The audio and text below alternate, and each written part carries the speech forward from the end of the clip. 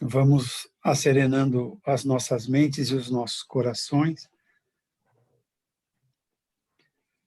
acalmando os nossos pensamentos, nos desligando de todas as atividades do dia de hoje, cumprimentando os nossos mentores individuais, entrelaçando nossas auras, vamos cumprimentando o Pai João e todos os espíritos que trabalham no Self, juntos, vamos subindo, e hoje vamos cumprimentando Ismael, o tutelar no Brasil, anjo preposto por Jesus,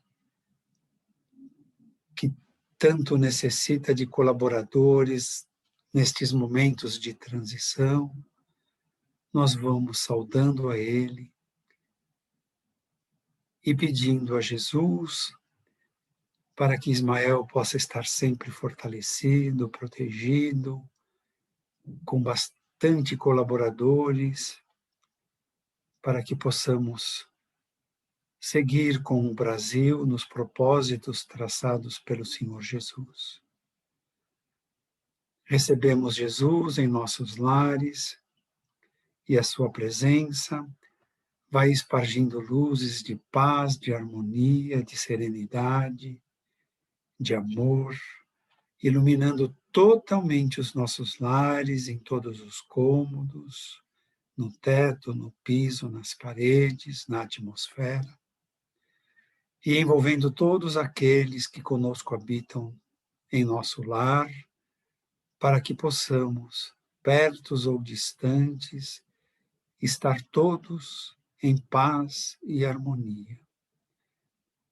E assim, Jesus, vamos canalizando para Mônica, bastante sustentação, paz, harmonia, e que ela esteja bastante receptiva ao apoio do plano espiritual superior, para que possa trazer para nós a lição desta noite, que preparou com bastante dedicação, e que nós possamos absorver o conteúdo e, sobretudo, que possamos colocar em prática no nosso dia a dia.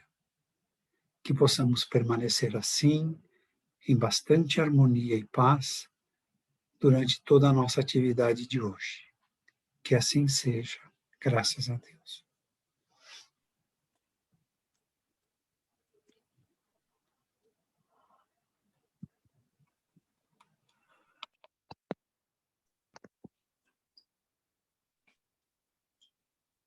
Então, boa noite a todos, que possamos nos fortalecer no aprendizado do Evangelho. E nessa noite, mais uma vez, nós trazemos uma história com o exemplo, né, de uma pessoa, dos acontecimentos, para que possamos trazê-los para a nossa vida. Nos anos de 54 a 68, lá em Roma, quem governava o imperador era Nero. E nós aprendemos na história que Nero foi um imperador considerado até um pouco louco, né? Porque ele esbanjava sem limites, gastava todo o dinheiro público, as orgias extravagantes. Ele mandou matar a sua própria mãe, Agripina, e que a mãe, não é, acabou casando com o tio, com Cláudio, e fez a cabeça dele para deixá-lo, o Nero, como imperador. Mas o que ficou na história mesmo, né, foi Nero ter colocado fogo em Roma.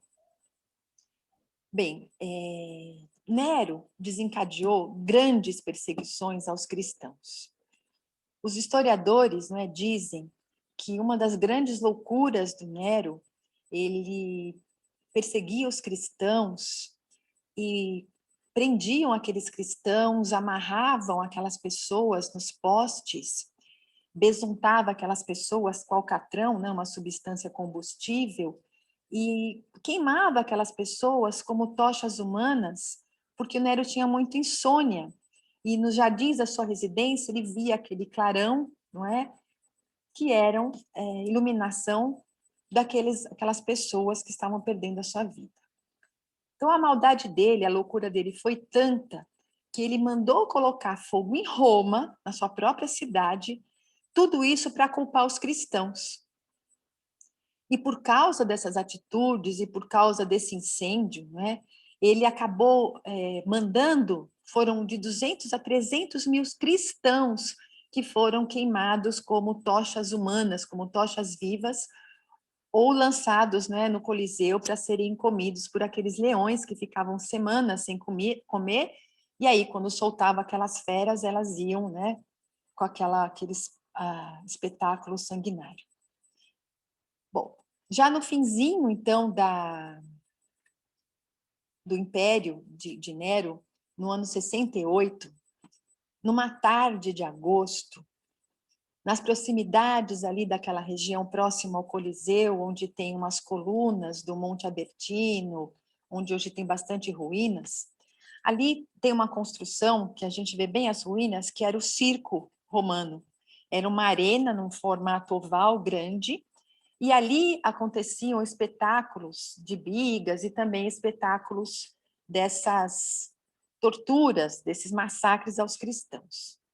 E naquela tarde, uma tarde de verão, muito quente, estufada, já por volta das 7 horas, que a noite ali, 7 horas ainda é dia, né? Porque escurece 10 horas da noite, 100 mil pessoas estavam aglomeradas, acotoveladas ali naquela região, para ver o espetáculo da punição àquelas pessoas que seguiam a Cristo.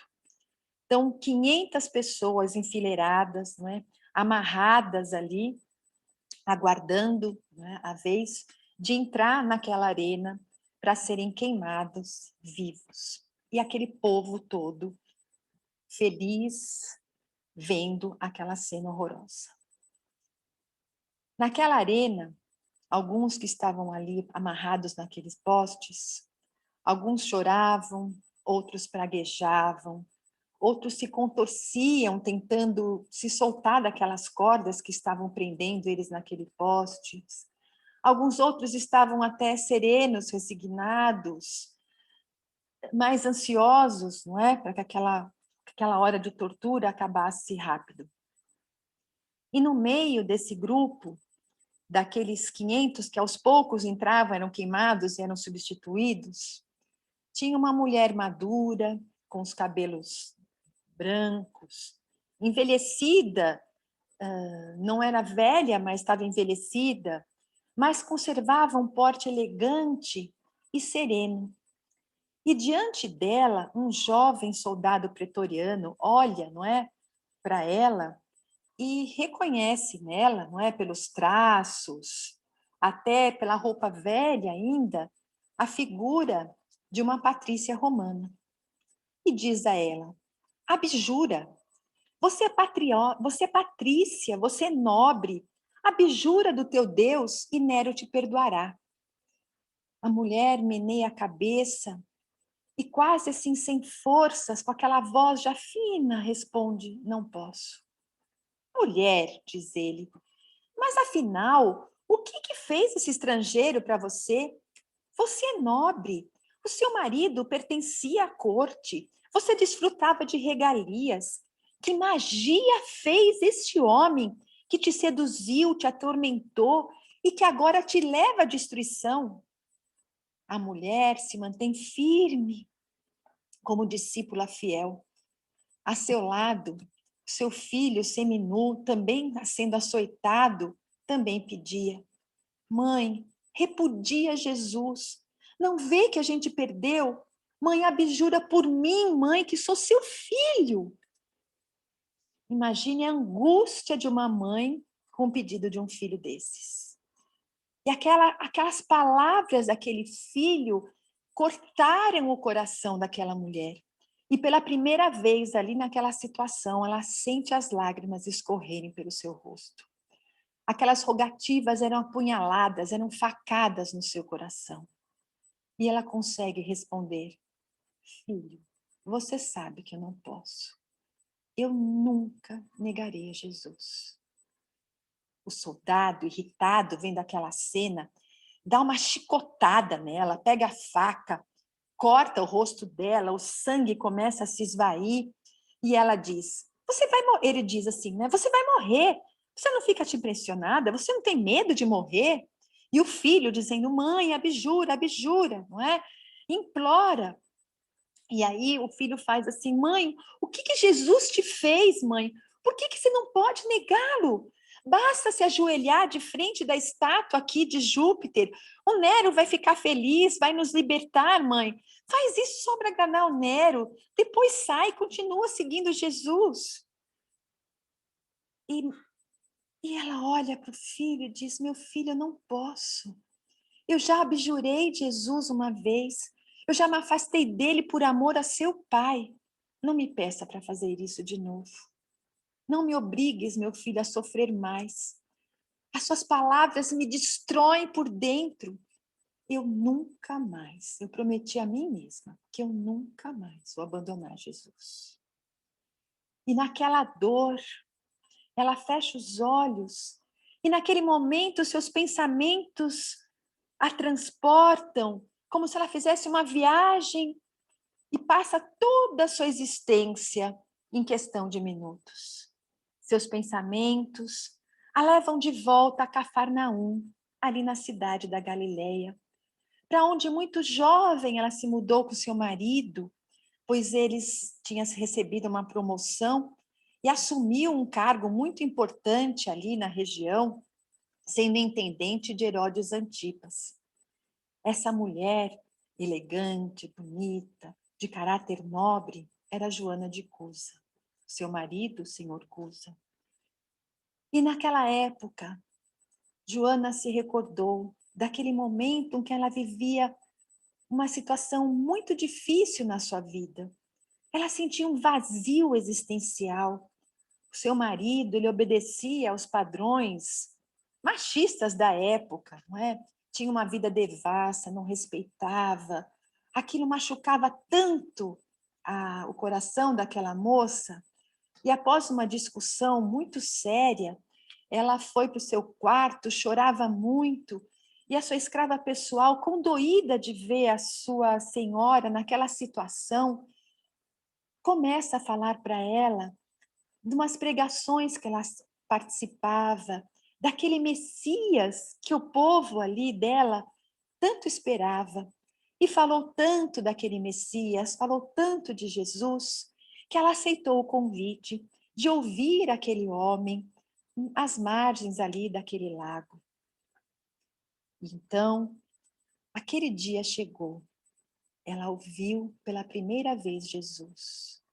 E quando ouviu Jesus, o seu coração se encheu. Parece que ela retomou a alegria de viver. Jesus falava direcionada para ela. Aquele vazio parecia que estava se enchendo. E a partir desse dia, ela estava sempre presente no meio daquela multidão. Colocava roupas mais simples para não incomodar, ofuscar as outras pessoas com as roupas mais finas que ela tinha. E ali, ouvindo diariamente, sempre que podia, a palavra de Jesus, ela tomou uma decisão. Ela estava disposta a renunciar a tudo e a seguir. Ela não aguentava mais a vida ao lado daquele marido devasso, incompreensível. Ela estava cansada, cansada da intolerância daquele homem, da incompreensão, daquele homem que vivia as conveniências do mundo. E ela resolveu, então, buscar Jesus, conversar com Jesus. Tomou coragem e foi até a casa de Pedro, onde Jesus descansava. E ali conseguiu ter um encontro com o Mestre. E abriu seu coração. Falou de toda a sua dor. Falou principalmente o que incomodava era que o marido,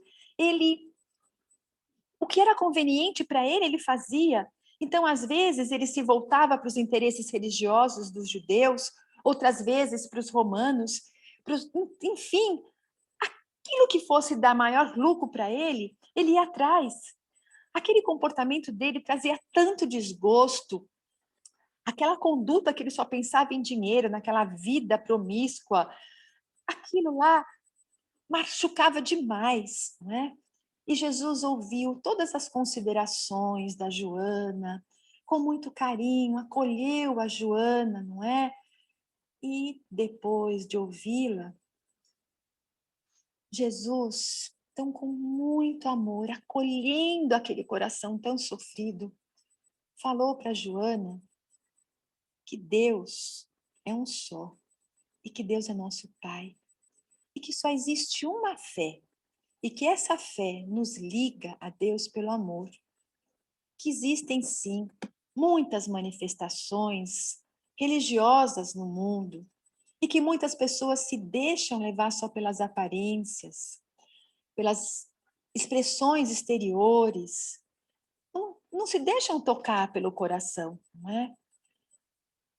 Que os templos que as pessoas constroem são templos materiais, mas que Jesus estava ali para tocar o templo do coração de cada um. Que no momento, Jesus estava vindo para que as pessoas que quisessem abrir seu coração mudassem, para que a partir daquele momento, a partir da vinda de Jesus, iria haver uma luta pessoal sem sangue, mas uma luta que ia significar a redenção pessoal, e que ela estava naquele momento. Então, que ela agradecesse a Deus, agradecesse o Pai, por ela já estar disposta a realizar esse trabalho, essa luta que seria a luta interior. Que ela ficasse tranquila, porque um dia o marido dela iria compreender a alma sensível dela. E por isso, Jesus recomendou que ela amasse o marido, apesar de ser leviano e indiferente. Porque os laços que uniam ela e esse marido eram os laços que foram construídos muito, muito tempo anterior, que ela não tinha condição de entender, mas que eles estarem ali juntos era uma missão, era uma vontade de Deus, que ela estivesse ao lado dele, com amor e com dedicação. E que por tudo que ela aprendia no Evangelho, ela deveria amá-lo ainda mais. Porque o marido dela era um doente. E Jesus veio para os doentes. Ele dizia sempre que o são não precisa de médico. E ainda deu um exemplo, dizendo que ela não poderia, naquele momento, colher uva nos abrolhos, mas ela poderia cultivar naquela terra infértil, naquela terra que produzia ervas venenosas, a videira do amor e da vida. Esse era o trabalho dela. Aquelas palavras de Jesus foram um bálsamo para o seu espírito atormentado. Joana ouvia aquilo, mas sentia tanta dificuldade em encontrar harmonia do lar. E aquele coração, não é? E ela precisava de mais respostas. Então ela pergunta para Jesus se nesse trabalho, não é? Então de seguir o evangelho, de fazer o bem, de compreender, então de continuar, porque ela queria abandonar o marido para seguir Jesus. E ela pergunta para Jesus se ela não poderia impor ao marido o evangelho, impor essas verdades pregadas por Jesus. Porque se ela fizesse isso, ela não iria estar ajudando na transformação do marido dela? Ele não iria melhorar e também encontrar o reino de Deus? E aí Jesus sorriu diante da ingenuidade dela e explicou que Deus não impõe sua verdade e seu amor a ninguém, nem aos tiranos da terra. Que a sabedoria de Deus tem por princípio exterminar as paixões, não exterminar as paixões, mas transformar os corações. Só assim, pela transformação, é que tudo vai melhorar. E que muitas vezes aquele coração tirano, não é? Aquela pessoa que a gente quer transformar, vai chegar o dia dela que às vezes uma simples lágrima vai ser suficiente para despertar essa alma. Mas aí ela já vai estar, assim, disposta, não é? A seguir o amor, disposta a receber essa compaixão de Deus.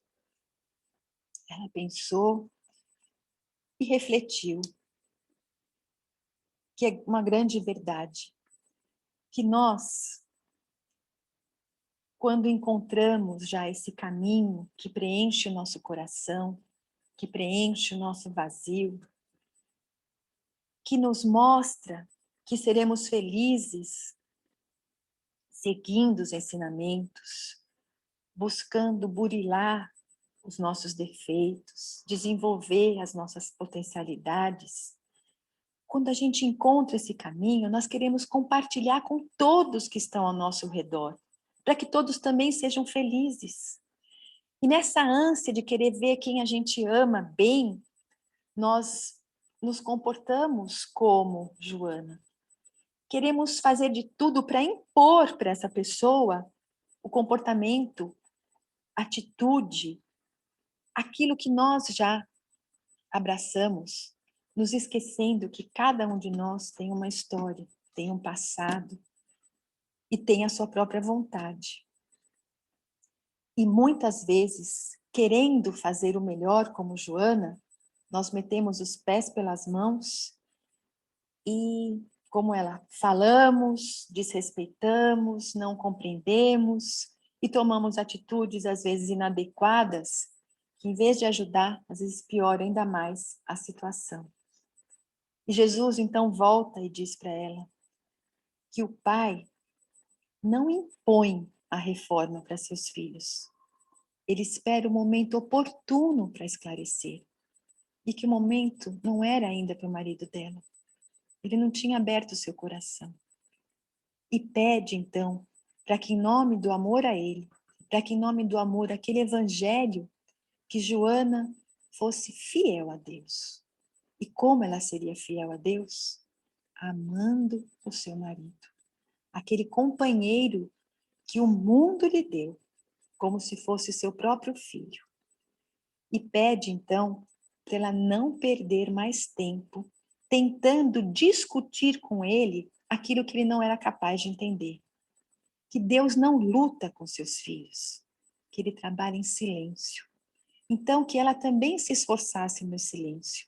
E quando ela fosse convocada a esclarecer, que ela utilizasse palavras doces ou enérgicas, se fosse o caso, dependendo da circunstância, levando a salvação quando ele pedisse.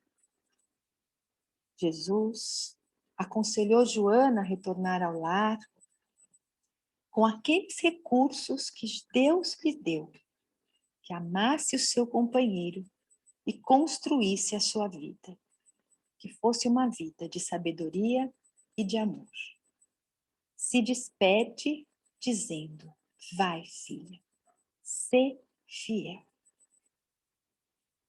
A partir desse dia, Joana, ela se sentiu renovada e se esforçou muito, muito, muito, para que essa conversa com Jesus não fosse esquecida, para que esses conselhos de Jesus realmente ficassem impregnados, que ela tivesse essa força, essa coragem para exemplificar tudo aquilo que Jesus, para colocar em prática tudo que Jesus estava orientando. E ela continuou, não é? De longe, ouvindo Jesus, manteve-se resignada, com brandura no seu coração, se dispôs a esse trabalho que Deus esperava dela. Se conscientizou que aquele era o seu dever. E percebeu que antes dela ser esposa, ela era filha de Deus. E que Deus conhecia o que ia no seu coração. Conhecia a sua generosidade, a sua determinação, a sua vontade de seguir Jesus. Conhecia que ia ser um sacrifício para ela continuar ao lado do marido dela. Mas ela se esforçou e passou a olhar o marido de uma forma diferente. Ela buscou encontrar nele o que havia de bom, mesmo que era muito pouco. Ela procurou se esforçar para ver qual sementinha que o marido tinha que pudesse um dia germinar. E Jesus dizia que tinha o futuro pela frente. E esse futuro não necessariamente seria ali, nessa existência. Era uma sementinha que ela queria ajudar a brotar naquele coração que um dia também seria virtuoso. Acabaram tendo 2 filhos, e seu esforço, sua perseverança, deixaram com que a sua fé se tornasse cada vez mais forte. Não é? Aquele momento daquela conversa com Jesus ficou marcado de uma tal maneira na sua vida que aquelas palavras, vá, filha, seja fiel, sempre foram um estímulo para que ela se reerguesse quando ela sentia suas forças fraquejar. O tempo passou, Jesus foi morto, ela acompanhou Jesus. No Evangelho registra, não é, que ela era uma daquelas que estava com Maria e com Madalena quando viram que o túmulo de Jesus estava vazio.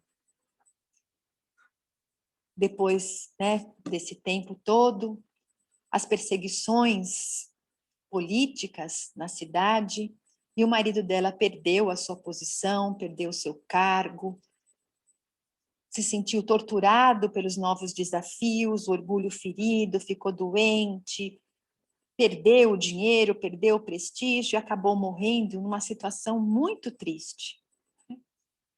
E Joana, então, sem o marido, o dinheiro foi acabando, não se deixou abater, prosseguiu firme. Ela, antes uma nobre em condições de privilégio, não pensou 2 vezes. E para poder dar condições de vida para ela e para os seus filhos, ela foi trabalhar como serva.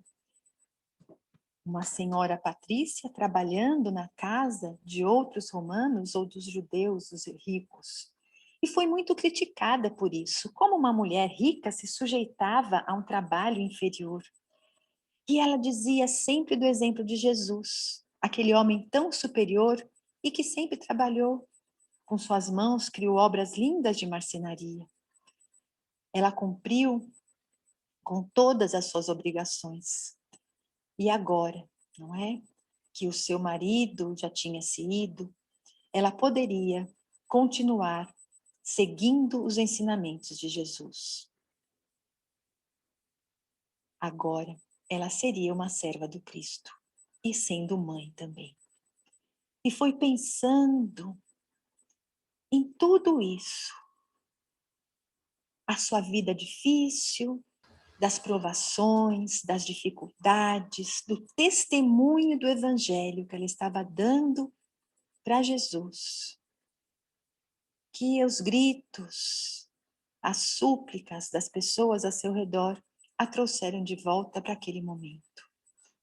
E ali, olhando seu filho, que gritava, implorando que a mãe abjurasse Jesus, pareceu que naquele momento ela ouvia Jesus dizendo: vai, filha, ser fiel. Ela sentiu fortalecimento, mas um fortalecimento tão grande que uma força brotou de dentro dela. Ela olhou para o seu filho e aquela voz que quase não saía, de repente adquiriu uma força e ela disse: filho, cale-se. Lembra-se que Jesus também se ofereceu em sacrifício por todos nós. Nós precisamos sublimar essas experiências e ser fiel a Deus. Naquele instante, os pretorianos atearam fogo naqueles postes e as chamas começaram a queimar aquelas pessoas. Joana manteve-se serena durante todo o momento. E aquele povo que gritava não entendia aquele sacrifício e não entendia a serenidade de algumas pessoas. Uns gritavam e ela serena ali. foi quando um daqueles algozes, aquele mesmo soldado, se aproximou e, vendo, né, aquele calor subindo, e diz: o teu Cristo não te ensinou a morrer? Desculpe. O teu Cristo te ensinou apenas a morrer? Você aí calada, resignada? E ela simplesmente respondeu: Jesus não me ensinou apenas a morrer. Jesus me ensinou também a vos amar.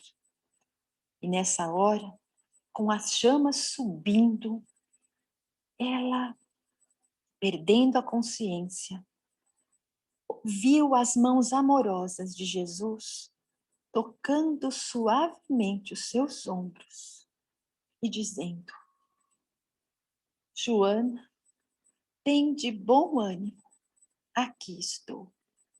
E colheu Joana em seus braços. E Joana foi levada por Jesus e nos deixou esse exemplo de fé, esse exemplo de força, esse exemplo de alegria, porque nós já encontramos Jesus. E essa resignação para que nós possamos confiar em Deus. E que se ainda aqueles a quem amamos não abriram seus corações, que nós tenhamos a paciência que Deus já teve conosco. Porque nós com certeza já estivemos nessa postura de negarmos, de não aceitarmos, de não ouvirmos esses conselhos. Então, que nós possamos fazer a nossa parte, colocar em prática esses ensinamentos e nos fortalecer no bem. E Joana se propôs tanto a seguir Jesus, não é? Que fez disso a sua meta. Divaldo conta que Joana depois reencarnou como Clara de Assis. Depois, não é? Joana Sor Juana e tantas outras Joanas, sempre se dedicando a Cristo, a levar o conhecimento, a esclarecer as nossas mentes, para que nós não fôssemos enganados pelo nosso orgulho e pela nossa vontade, tanto de querer ajudar, que nós possamos ajudar a nós mesmos. E hoje, não é como Joana de Ângeles, trazendo para todos nós tantos exemplos. Interessante também, porque essa condição dela, que ela se doou em amor a Cristo. E Divaldo conta que o seu grande irmão do coração, o Nilson, que fez toda a obra com ele, não é, da Mansão do Caminho, que Nilson sempre dizia que ele estava do lado de Divaldo, mas que ele não tinha aprendido a amar Jesus como ele amava. Que ele tinha tanta dificuldade ainda em aceitar e se dar para Jesus.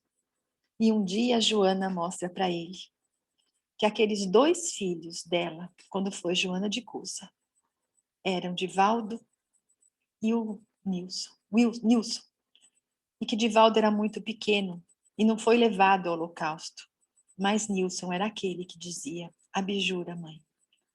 Então ele ficou com aquela impressão daquela morte por causa de Jesus. Mas quando chegou no fim da vida, com muita alegria, Nilson disse: Divaldo, eu finalmente aprendi a amar Jesus. E quando ele desencarnou, Divaldo ficou muito, muito triste. E pouco tempo depois, Joana apareceu para ele e disse que ele estava bem e feliz, porque ele finalmente aprendeu a amar Jesus. Que nós possamos aprender a amar Jesus do jeito que deve ser amado. Não meter mais os pés pelas mãos, nos esforçarmos muito, não é?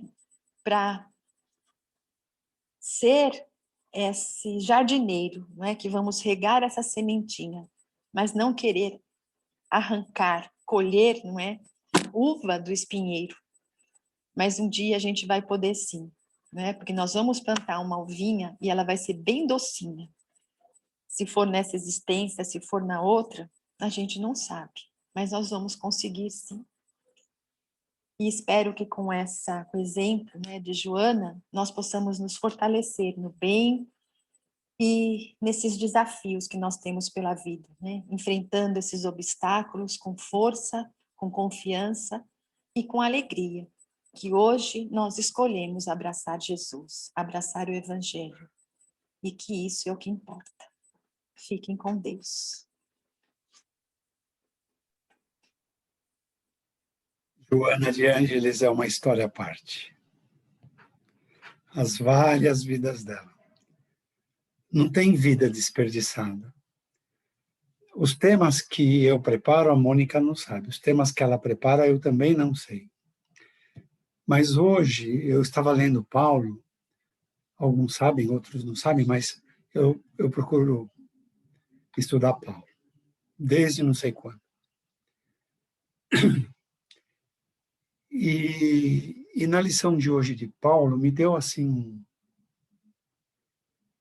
uma vontade de fazer uma vibração só. Eu falei, hoje eu tenho que fazer vibração, já fiquei me harmonizando. Mas vou fazer uma só. Exatamente no mesmo tema da Mônica, mas eu não sabia que ela ia falar isso. Porque as famílias estão sendo muito atingidas, estão sendo muito atacadas.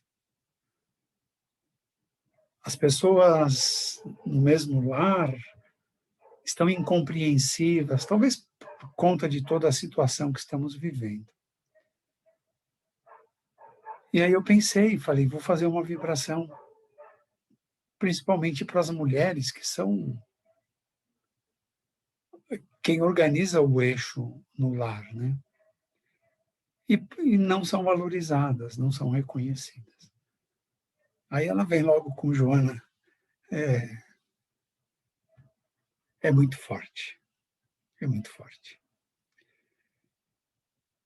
Mas os exemplos são esses. No tema que eu estou preparando para a semana que vem, tem coisas que faz pensar isso. Quando Jesus orienta, né, a termos paciência com o dia a dia, com as vivências, com as experiências, é isso. Não vamos mudar ninguém. Ninguém vai nos fazer feliz. A felicidade é um atributo do espírito, está na alma. Cada um vai desenvolver a sua. O Chico era feliz. Ele não precisava de nada. Era um par de sapato até gastar. Depois outro par de sapato. A felicidade é você compreender que toda essa experiência na matéria precisa trazer progresso para você, o ser, o espírito, que vai prosseguir na vida eterna, que é o plano espiritual. Então, muito linda a lição. A Mônica hoje emudeceu aí. Amarrou os corações de todo mundo aqui. Alguém tem alguma colocação, alguma pergunta? Então, nós vamos partir para o encerramento. Então, convido a todos para que possamos unir os nossos pensamentos mais uma vez, imaginando cada um de nós doando aquilo que tem de melhor, e esse melhor nosso vai formando um coração que vai crescendo, e vai ficando muito grande esse coração, e ele vai pulsando. O pulsar dele são as nossas vibrações, que vão sendo direcionadas para os lares. Se conhecermos algum lar que esteja em desarmonia, em desajuste, podemos mentalizar esse lar. Então, a nossa vibração, que parte desse coração, vai em todas as direções, atingindo os lares onde as dificuldades financeiras, físicas, mentais, espirituais, estão rodeando, que a força da nossa vibração seja luz e adentre esses lares, que possa varrer esses lares com paz e harmonia, com entendimento, compreensão, que as pessoas possam ouvir, mas antes de falar, refletir no bem, no amor, na edificação, da paz e da serenidade. Que esses lares todos fiquem iluminados e possam permanecer assim até uma próxima oportunidade. Também vamos direcionando a nossa vibração para o self, para todos os que lá trabalham, dirigem, estudam e são assistidos, ainda que à distância possam receber do self as melhores vibrações conforme a necessidade e o merecimento de cada um. Que o self possa estar sempre iluminado como está e que nós possamos usufruir desse bem-estar comandado pelo Pai João e toda a equipe que com ele ali trabalha. E assim, Jesus, te pedimos permissão para finalizar o nosso encontro de hoje, que possamos nos dispersar com o teu amor, a tua paz e serenidade. E que esse amor, paz e serenidade possa inundar os nossos lares e que assim possamos permanecer até a outra oportunidade. Que assim seja, graças a Deus.